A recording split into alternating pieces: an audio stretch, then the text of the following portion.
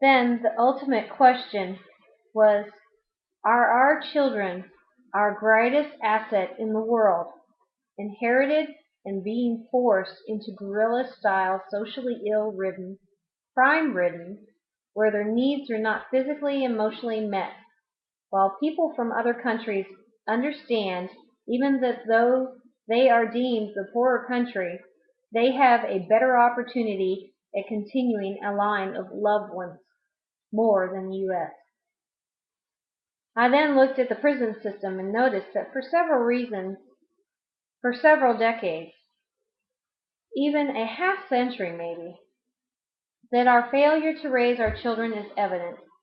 Most of them coming from broken homes, parents working two jobs, stressful environments, almost all social issues which have been affected in part by monetary issues. Then I looked back at our past.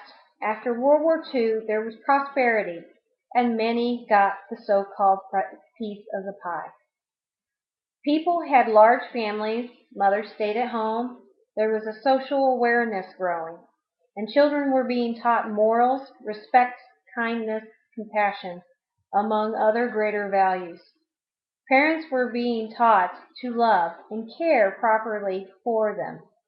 There were abusive parents, which was a result of the military men or poverty ills, but all in all, I was told it was a better life.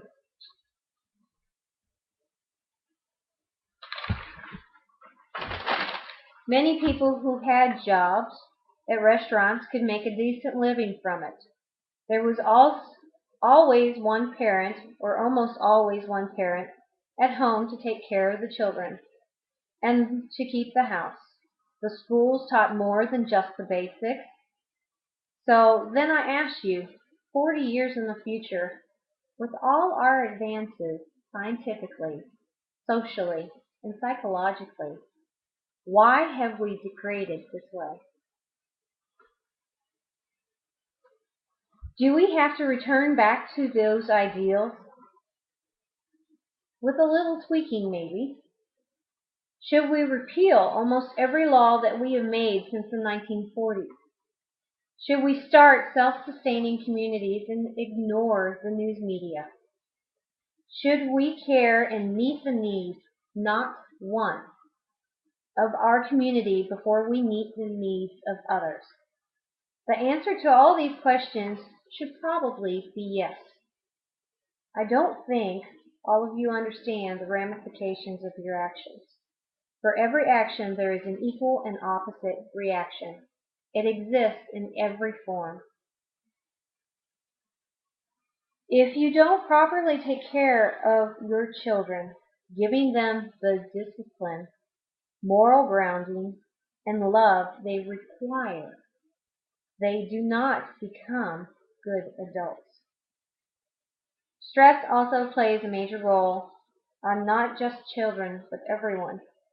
When people's needs are not met, they are more likely to forego their morals in order to meet these needs. This also is a stepping point, maybe a breaking point, where the rules are not bent but broken. Unfortunately, this leads to mistrust and revenge. So now I ask you, what is it worth to tell people that you have to work harder, be more stressed, and that you're not perfectly, physically, or mentally, or that you can't afford children and family?